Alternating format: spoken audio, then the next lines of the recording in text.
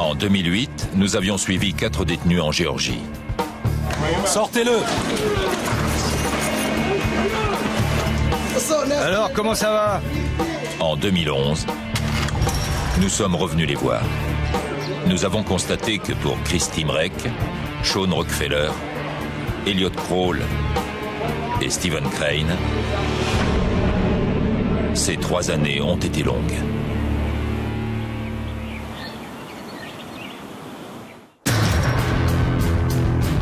Derrière les barreaux, 2 types de règles coexistent. Le règlement intérieur et le code des détenus. Pour survivre à l'un, il faut parfois enfreindre l'autre. Pendant 3 ans, les équipes de National Geographic ont suivi la vie de prisonniers et de surveillants dans l'État de Géorgie. Quand un système paramilitaire est confronté à des condamnés, dites-leur à tous, on se retrouvera dehors. Qui commande véritablement? Demi-tour, face au mur. Bienvenue dans l'enfer carcéral.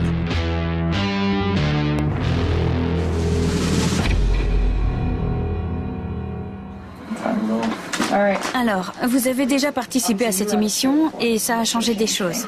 Vous pouvez m'en dire plus? Ah oui, bon, alors, attendez. Avant, j'ai juste besoin de savoir un truc. Vous voulez que je réponde à vos questions, mais si je parle de l'autre émission, les gens vont se demander de quoi il s'agit.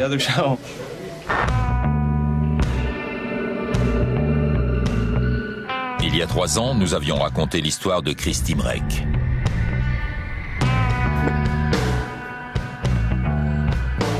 Plus connu sous le nom de Yankee, Chris était alors déjà incarcéré à la prison fédérale de Hayes depuis 2 ans pour le meurtre d'un ami.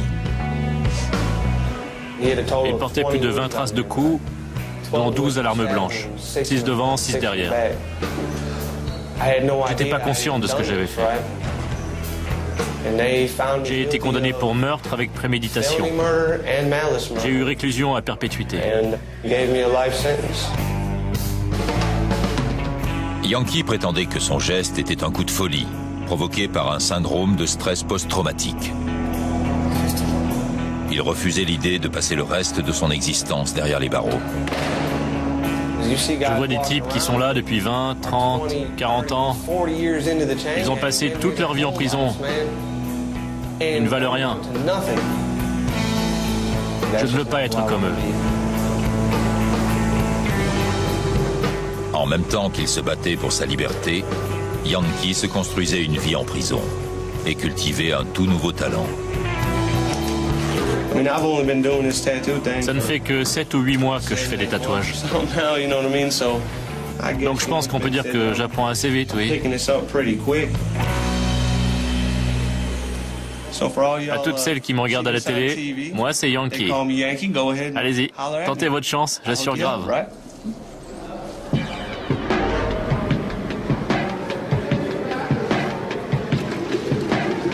Aujourd'hui, Yankee se trouve toujours à la prison fédérale de Hayes. Là-bas, ses apparitions à la télévision ont fait de lui une célébrité. Donc vous connaissez Yankee? Ouais, je l'ai d'abord vu à la télé. Du coup, quand je l'ai rencontré, je lui ai dit « Hey mec, je t'ai vu dans ce reportage ». Il m'a répondu « Ouais, ouais ». Je lui ai demandé comment ça allait, tout ça, quoi. Je vais chercher du café. Depuis la dernière fois que vous êtes venu et que je suis passé à la télé, il y a eu du bon et du moins bon. Eh, voilà la superstar. Souris à la caméra, mec. Souris à la caméra. C'est ton plus beau profil? Ouais. À chaque diffusion, je reçois une tonne de courriers. Et on me chambre sur Hollywood. On m'appelle la star de ciné, Yankee la vedette, ce genre de conneries. Au début, je faisais payer le prix normal pour tatouer un mec. Mais maintenant, c'est fini. Maintenant que je suis connu, tout le monde veut que je le tatoue. Tu veux que ce soit moi qui le fasse parce que tu m'as vu à la télé? Alors tu paies. Vous comprenez? Yankee est plus demandé que jamais. À ses débuts, il y a 3 ans, c'était loin d'être le cas. Mais Shawn Rockefeller était un client fidèle. Il m'a dit, mec, je veux que tu me fasses un bras complètement dingue. Que ça parte dans tous les sens. Tu vois le genre? Je lui ai dit, ok, laisse-moi réfléchir. En voyant ces tatouages, les gens comprendront tout de suite la part de folie, d'instabilité. Ça montre que j'ai traversé des épreuves et que je les ai surmontées. À l'époque, l'avenir de Shawn était encore très incertain. Il avait été incarcéré à l'âge de 18 ans, avec une peine de 5 ans à purger. C'est ce qui s'appelle être un bleu, un nouveau dans le système. Oui, j'avais peur avec toutes les histoires qui se racontaient. Je connais mes chances et je sais à quoi m'attendre. Tous ces types qui se font poignarder, violer, toutes ces histoires. Je vais pas me laisser faire, je vais me battre. Jusqu'à la mort s'il le faut. Pour survivre, Shawn a dû changer. Passer du statut de petit nouveau à celui d'initié. Rockefeller? Ouais. Mais il y a 3 ans, une nouvelle est venue changer la donne. Ça dit, vous serez mis en liberté conditionnelle le 20 mai 2008. Je vais rentrer chez moi. C'est génial.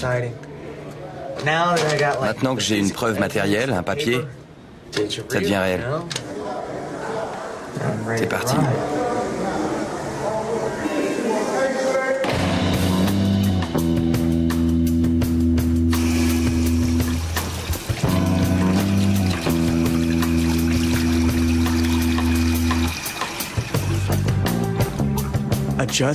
Me réadapter à la vie dehors a été très dur.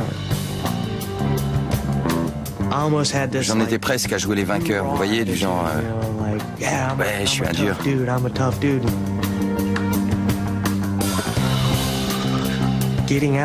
Si on se comporte comme ça quand on sort, dehors ça marche pas.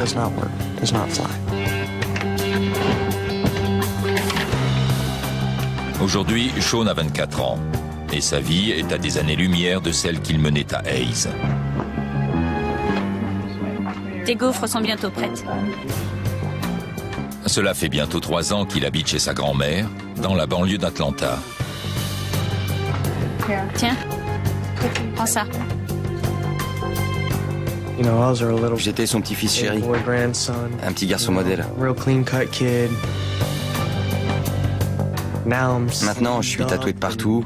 Et je suis plus dur. Je suis un criminel, un tolard, quoi.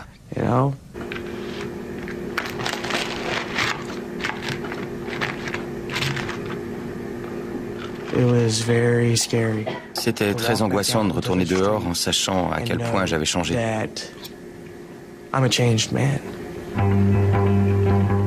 Je suis plus celui que ma famille connaissait. Rockefeller, c'est un mec génial, un super pote. Je suis pas du genre à l'avoir mauvaise. Si quelqu'un sort de prison, je suis content pour lui. La seule chose qui pourrait me contrarier, c'est qu'il fasse une connerie et qu'il revienne. Regardez-moi. Regardez où j'en suis. Ça vous fait envie? Non. Ça fait pas envie d'être condamné à perpète comme moi. Ça craint.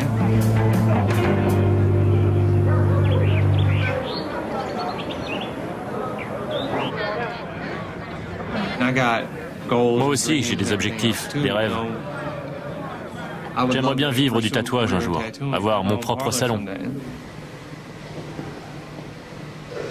C'est comme une formation. J'ai un stock illimité de peau à tatouer. Quand je sortirai, je serai vraiment au point.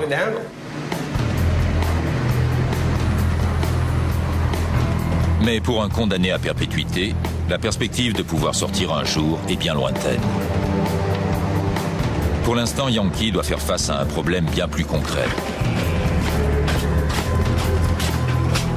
Il est interdit de faire des tatouages en milieu carcéral. Des aiguilles mal entretenues peuvent provoquer des infections. Et les symboles utilisés par les gangs alimentent les problèmes de violence. Les fonctionnaires des prisons maintiennent donc la pression sur les détenus qui pratiquent cette activité.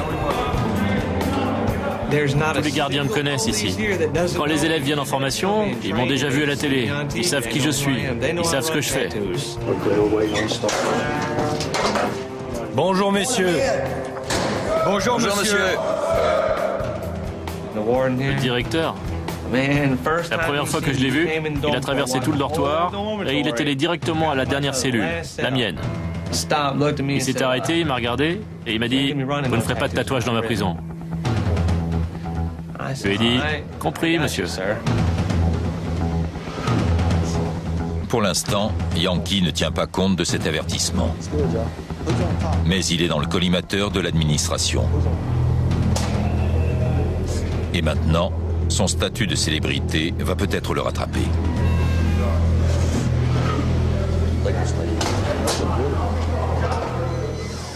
Je l'avais dit.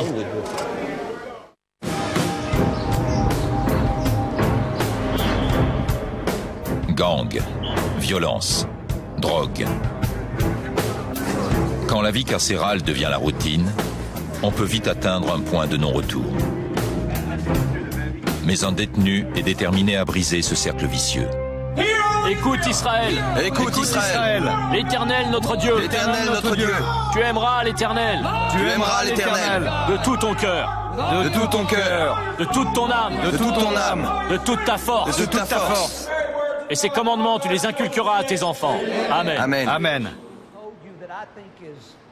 Aujourd'hui, Stephen Crane est un détenu modèle.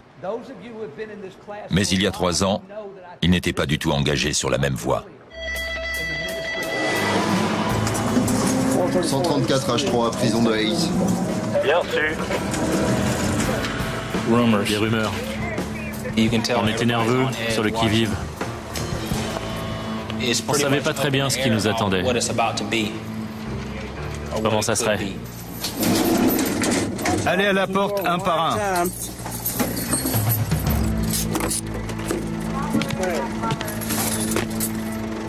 En 2008, Stephen était incarcéré pour la première fois. Il venait juste d'arriver à Hayes. Cette prison est l'une des plus dures de Géorgie. Ici, il y a des types qui purgent de longues peines, voire perpètes. Ils n'ont rien à perdre, donc ils peuvent se permettre un peu n'importe quoi. On ne peut pas se permettre d'avoir peur. Il y a des fois où on n'a pas le choix. Se défendre, quelles qu'en soient les conséquences. Tu me cherches? C'est justement cet état d'esprit qui a mené Stephen en prison. En 2003, il a abattu un homme dans la rue, soi-disant en légitime défense. Je suis là parce que j'ai eu peur pour ma vie et que je me suis défendu. J'ai toujours à l'esprit que ça pourrait recommencer, même ici, en prison. Mais il n'allait pas tarder à changer d'attitude. 5 semaines après son arrivée à Hayes, Stephen avait été transféré dans une autre prison. Dans ce nouveau lieu, il a appréhendé une autre façon de purger sa peine. L'environnement a toujours une influence. L'atmosphère était tendue à Hayes, ça se sentait. Ici, au bout de 2 semaines, j'avais pris mes marques et j'ai réussi à me détendre. C'était comme de sortir d'une tempête. Aujourd'hui, Steve est un détenu permanent de la prison dite de diagnostic de l'État de Géorgie. Ça va? Pour un milieu carcéral, c'est une communauté très soudée. C'est donc un environnement plutôt positif pour purger sa peine. Tous les matins, je me lève pour aller travailler à l'aumônerie. C'est comme si j'étais chez moi 8 heures par jour. Je rentre, il y a l'appel, puis je m'entraîne. Ensuite, je vais me coucher. Le temps passe très vite ici.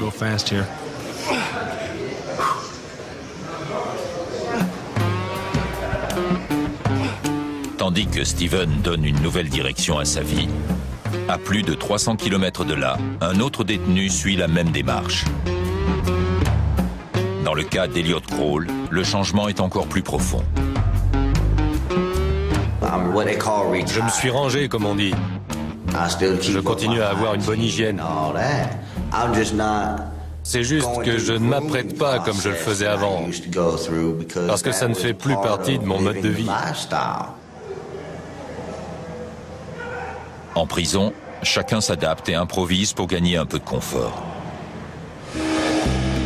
Mais il y a 3 ans, Elliot avait poussé cette logique encore plus loin. C'est mon rouge à lèvres. J'ai écrasé un crayon de couleur et je l'ai laissé tremper là-dedans avec de l'eau. Je suis bisexuel. J'ai un enfant dehors. Mais en prison, c'est impossible d'avoir une relation hétérosexuelle. Donc, quand on est attiré par les hommes, c'est naturel de chercher un compagnon parmi les autres détenus. À Hayes, Elliot se faisait appeler Samantha. En milieu carcéral, avoir des relations sexuelles est illégal et dangereux. Mais lui considérait que le jeu en valait la chandelle. C'est tellement plus facile financièrement quand on a une relation stable. On n'a plus ce stress de devoir subvenir à ses besoins. Les cigarettes, le café, la nourriture. Ça ne suffit pas de m'appeler chérie. Pour ce qui est des détenus, on est ce qui peut se rapprocher le plus d'une femme. Donc ils ne laisseront personne nous faire du mal ou nous exploiter. Vous serez Samantha quand vous sortirez? C'est dur à dire, sincèrement. C'est dur à dire. Ça fait 4 ou 5 ans que je vis comme ça, donc ça va être dur de changer. Je ne sais pas. Je verrai bien quand je sortirai.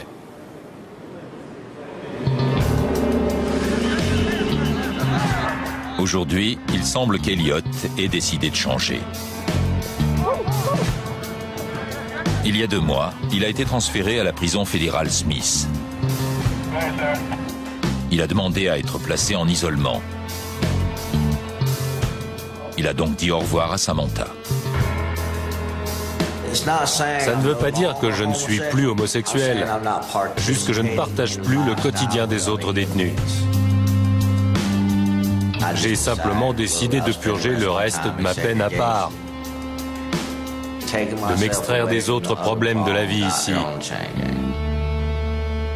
Je veux être sûr de réussir à me réinsérer dans la société. Cet engagement va bientôt être mis à l'épreuve. Après 11 ans passés derrière les barreaux, Elliot sera libéré dans 6 jours. Je n'ai pas oublié ce que j'ai traversé avant d'être isolé. Je ne veux plus de ça. Je ne veux plus être en prison. Avoir réussi à tenir 11 ans me montre que j'ai de la volonté et de la force de caractère.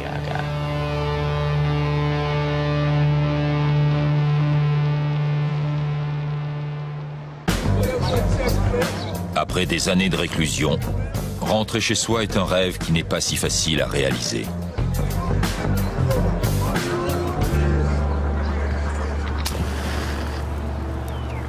À sa sortie, Sean Rockefeller a brutalement pris conscience de cette réalité.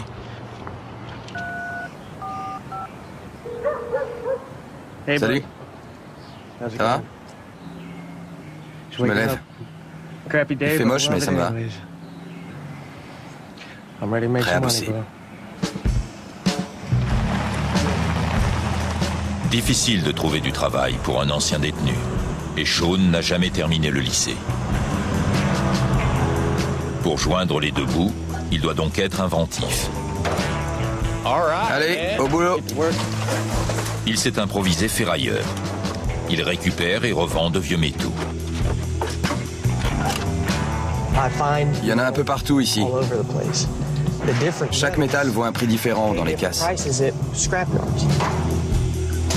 De l'aluminium? Bien. Et là, c'est du cuivre. C'est le top. J'adore. C'est comme faire les poubelles. C'est un peu comme ça que je le vois. Non, rien. J'en suis réduit à faire de la récup pour gagner ma vie.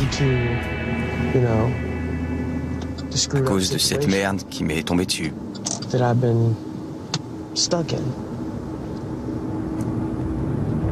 Voici l'histoire de Sean. En 2004, il vient d'avoir 18 ans. Sa relation avec sa petite amie, âgée de 15 ans, devient illégale. La mère de la jeune fille porte plainte. Et Sean est condamné pour viol au sens de la loi. Il est envoyé en prison pour 4 ans et inscrit au registre des délinquants sexuels de l'État. Ben voilà, le type en dessous. Agression sexuelle sur mineur. Celui-là, pareil. Ceux qui me connaissent, je peux leur expliquer, leur raconter mon histoire. Mais ceux qui me connaissent pas personnellement vont penser que je suis un monstre parce que je suis sur cette liste. C'est tout.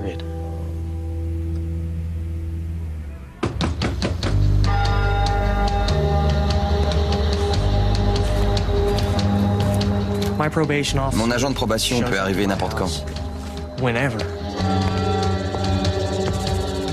Il vient par surprise. Ça va? Vous aviez la musique, vous n'avez pas entendu frapper? Non, désolé. Et votre grand-mère, elle est au travail? Ouais. Même libre, Sean reste sous l'œil vigilant de la société. C'est un souvenir de l'univers qu'il a laissé derrière lui. Putain. Entre-temps, à Hayes, Yankee est aux prises avec les autorités de la prison. Pourquoi vous les laissez pas filmer vos conneries? Toute la merde que vous foutez là. Il filme. Tant mieux. Putain, vous faites vraiment chier. Écrase. Aujourd'hui, Yankee a reçu une lettre de l'extérieur. Mais elle contenait quelque chose de particulier. Une photographie de Yankee lui-même. Me touchez pas, c'est compris? L'administration le suspecte d'avoir pris lui-même cette photo avec un téléphone mobile et de l'avoir envoyée par email à quelqu'un à l'extérieur. Cette personne la lui aurait ensuite renvoyée par courrier. Si c'est le cas, il pourrait aller au trou et perdre les quelques privilèges dont il bénéficie.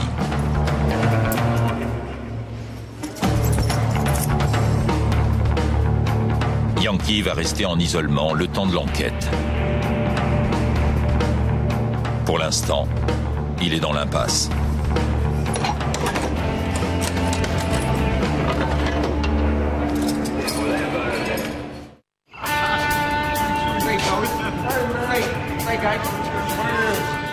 Yankee peut à présent regagner sa cellule.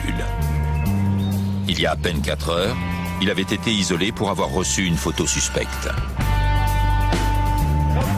L'administration a conclu que la photo qui lui avait été envoyée était en fait tirée de l'émission à laquelle il avait participé. C'est une de ses fans qui la lui a envoyée. Blanchi, Yankee est libre de récupérer la photo et de regagner ses quartiers. J'y crois pas. C'est une photo qu'elle avait mise chez elle. Elle l'a prise sur Internet et elle l'a imprimée. C'est pour ça qu'ils m'ont enfermé. Tu parles d'un prétexte pour me foutre au trou. Écoutez, laissez tomber. Je vais rentrer, on filmera un autre jour. Là, j'ai trop les boules, mec. Je suis furax.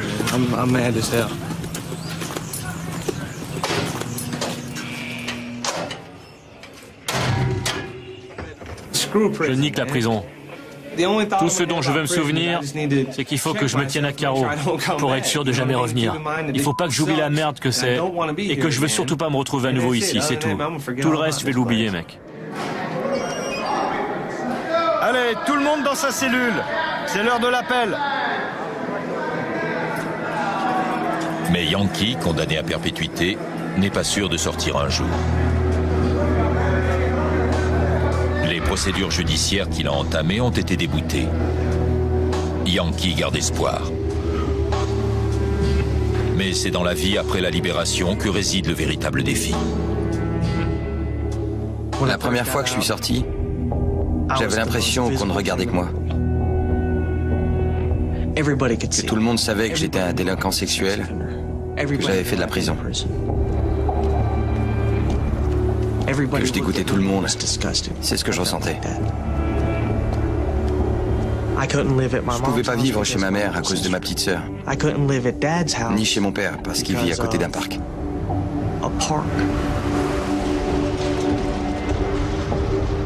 J'avais un couvre-feu à respecter et un bracelet électronique à la cheville. J'ai essayé d'échapper à tout ça, le statut de délinquant, l'inscription au fichier, la vie en général. Je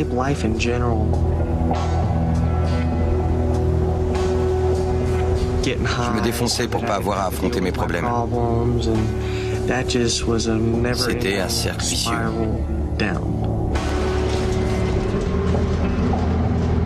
Sept mois après sa sortie de prison, Shaun est arrêté pour défaut d'enregistrement en tant que délinquant sexuel. Après une nouvelle période d'emprisonnement de 4 mois, il est à nouveau incarcéré pour violation de liberté conditionnelle. J'ai fini par m'asseoir et par me dire « C'est de la faiblesse de continuer à fuir. C'est facile de vivre en prison. J'en suis capable. »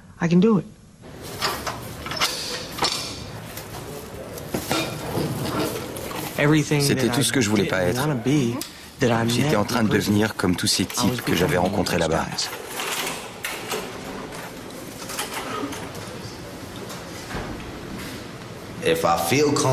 Si je me sens aussi bien ici que dehors, qu'est-ce qui m'empêchera de me dire « Je préfère vivre en prison ». Je ne veux pas tomber dans ce genre de mentalité.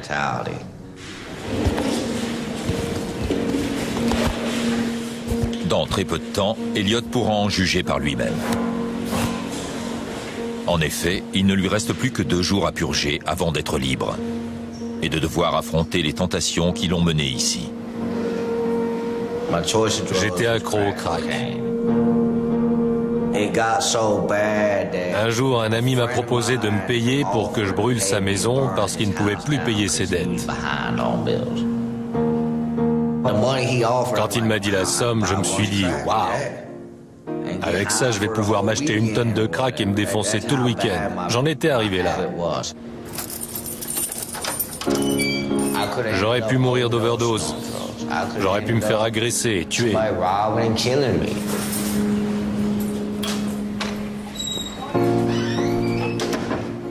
Je crois qu'aller en prison m'a sauvé la vie.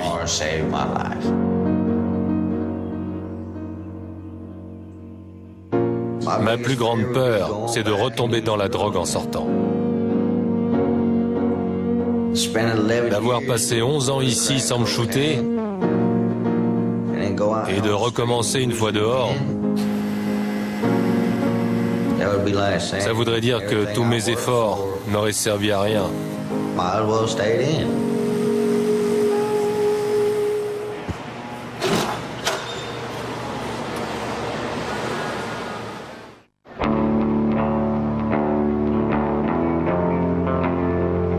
Vous avez déjà vu une photo sur laquelle se trouvent 2 clichés? On voit quelque chose qui n'est plus là et qui a été remplacé par quelque chose de différent. Je n'ai pas été malheureux pendant ces 11 ans. C'est vrai, j'ai perdu ma liberté et tout ce que j'avais dehors. Mais j'ai passé de bons moments en prison. Est-ce que je vais commettre un crime pour pouvoir revenir? Non, j'espère que non. J'espère que c'était pas si bien que ça.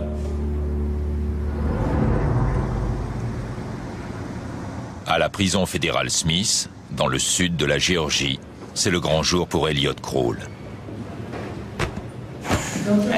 Je suis anxieux, un peu nerveux, prêt à voir ma famille, à sortir d'ici.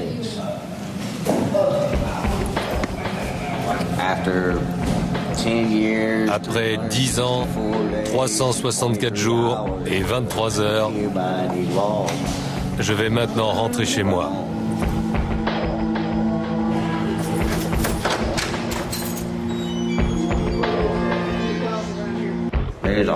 J'ai acquis autant d'expérience que dans toute une vie entre ces murs. Et là, ça fait beaucoup d'émotions à contenir.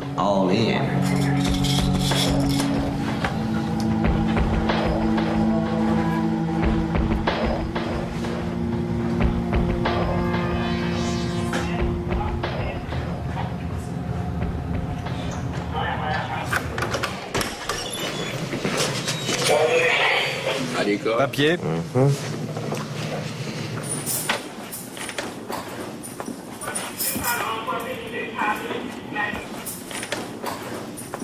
Signé.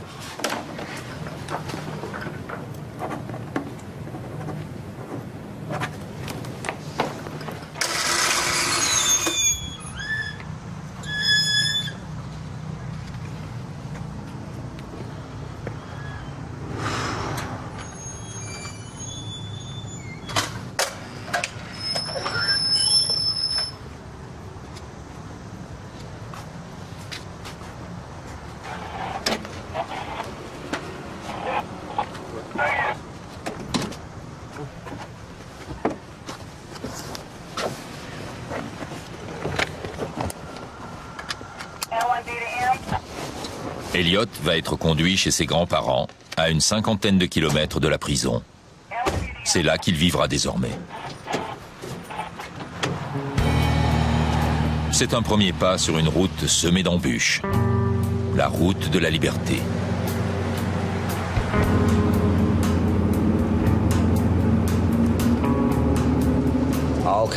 Plein de choses me passent par la tête. Comment va réagir ma famille, mes retrouvailles avec mon enfant, trouver du travail, obtenir mes bons alimentaires. Je peux commencer à me réinsérer, à trouver un mode de vie dans le monde libre.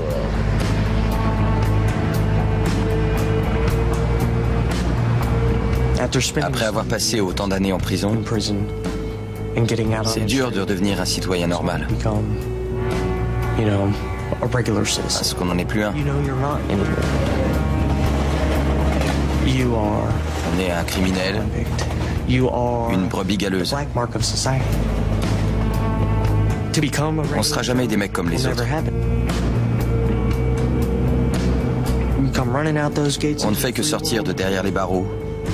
On reste un criminel relâché dans le monde libre.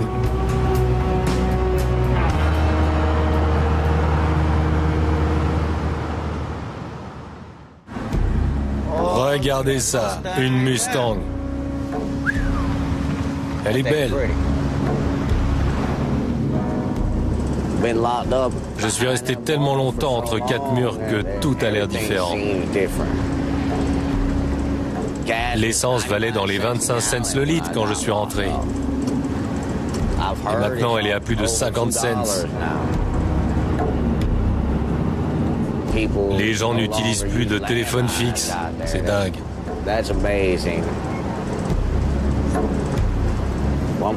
Quelqu'un m'a dit qu'on ne se sert même plus vraiment du téléphone pour parler. On fait ce qu'on appelle des textos. Je n'avais jamais entendu parler de ça. Un peu plus loin. Vous voyez le panneau là? Le panneau vert et le chemin en terre. Voilà. Ça me rappelle plein de choses de revenir ici. C'est incroyable. Chez moi.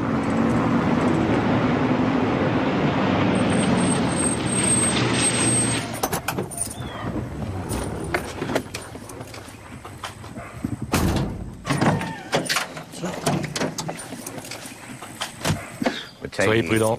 Bonne chance. Vous aussi.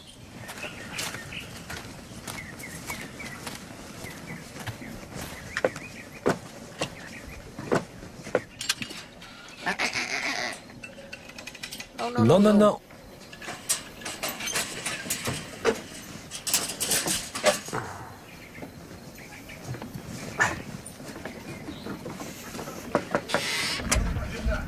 Salut.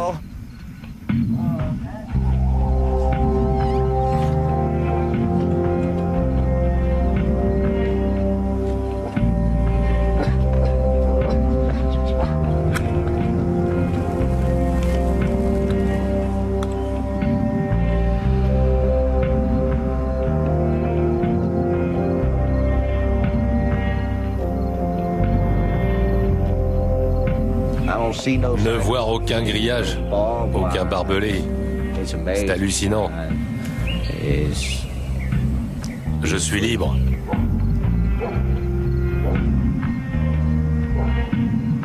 Et si vous échouez? J'ai carrément du mal à l'imaginer. Parce que ça n'arrivera pas.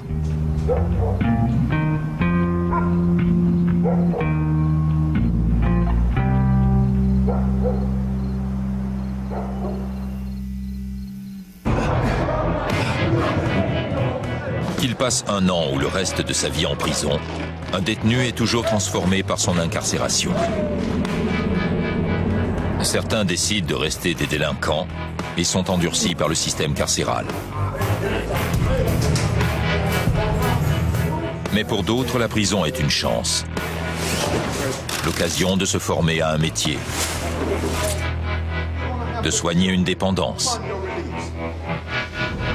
et de renforcer les liens avec ceux qui les attendent dehors.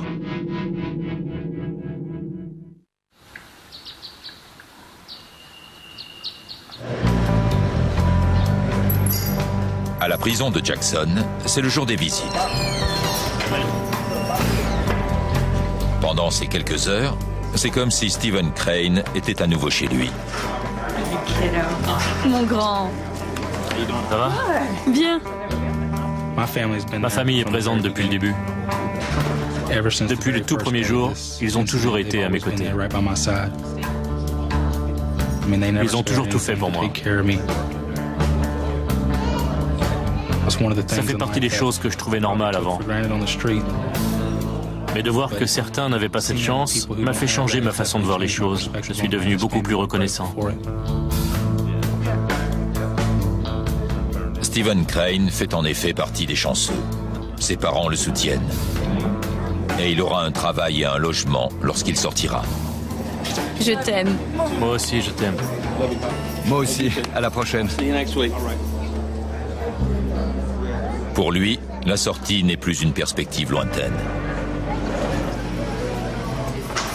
Ça fait 7 ans que je suis là maintenant. Et dans 18 mois, j'aurai le droit d'aller en foyer de transition. J'y suis presque. Plus j'approche du bout du tunnel, plus j'ai l'impression que tout s'éclaire autour de moi. Stephen finira de purger sa peine à la prison de Jackson.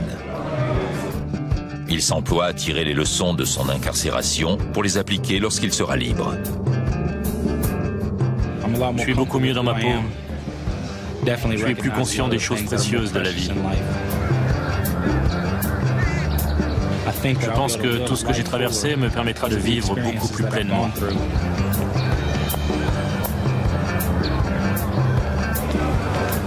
Cela fait maintenant plus d'un mois que Yankee est sorti d'isolement. Il a repris sa vie dans son quartier. Mais récemment, sa notoriété a apporté quelque chose de nouveau à son quotidien. Après la dernière émission, j'ai reçu une lettre d'une nana du Wisconsin.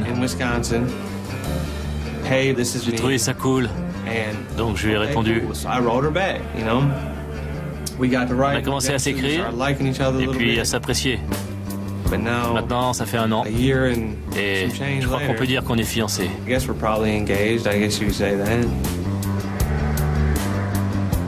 Yankee et sa petite amie ne se sont jamais rencontrés. Ils ont toujours communiqué par téléphone ou par courrier. Mais cela n'empêche pas le jeune homme de faire des projets. On essaie de trouver les fonds pour me trouver un avocat. Ouais, je suis optimiste. Je veux une femme, des enfants, tout ça. Je pourrais pas faire ça quand j'aurai 50 ou 60 ans. J'envisage pas de rester en prison jusqu'à la fin de mes jours. Même pas pour encore 10 ans. Point barre. Yankee va sûrement m'en vouloir, mais il faut qu'il fasse 10 ans. Fais 10 ans et tu sortiras. Lui comme moi, on doit purger notre peine. Vas-y, à toi. Sean Rockefeller devra encore rendre des comptes à un agent de probation pendant 9 ans. Et il pourrait rester inscrit sur le registre des délinquants sexuels pendant plusieurs dizaines d'années. Mais il est déterminé à ne pas répéter les erreurs du passé. Bizarrement, mon séjour en prison a été une expérience très positive. J'ai beaucoup appris sur moi-même, mon corps, mon esprit, mon cœur, mes émotions. Au fil du temps, je me suis rapproché de ce que je suis. Je me suis libéré plutôt que de rester enfermé. Mais il faut pas croire, j'ai peut-être pas l'air comme ça, mais j'en garde des traces. J'essaie de ne pas garder de ressentiment maintenant. En tout cas, j'y travaille. Je suis un mec comme les autres. Un jour, je ne serai plus un délinquant sexuel, ni un criminel. J'aurai enfin la liberté que je mérite.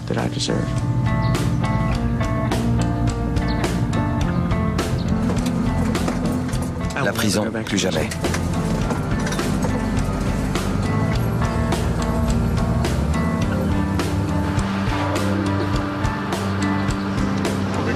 Mettez-vous en ligne. Bon, écoutez-moi. Dans cet établissement, le dernier mot qui doit toujours sortir de votre bouche, c'est monsieur. Compris? Oui, monsieur. À peine 7 mois après sa libération, Elliot Kroll est à nouveau incarcéré. Je n'imaginais pas à quel point c'était devenu aussi dur dehors. J'ai commencé à boire moins de 2 jours après ma sortie. J'ai commencé à traîner avec les mauvaises personnes, à fumer de l'herbe, à faire des bêtises. Allez, viens faire la fête, Elliot. T'es resté enfermé tellement longtemps. Amuse-toi. Et je me suis laissé entraîner. Elliot Kroll, va prendre ton matelas. Lit 37 en bas. Elliot a été inculpé pour avoir volé des fils de cuivre dans des maisons afin de les revendre. Mais il n'est que de passage à Jackson. Il va finalement être transféré dans un autre centre. Là-bas, il décidera comment il veut purger sa peine.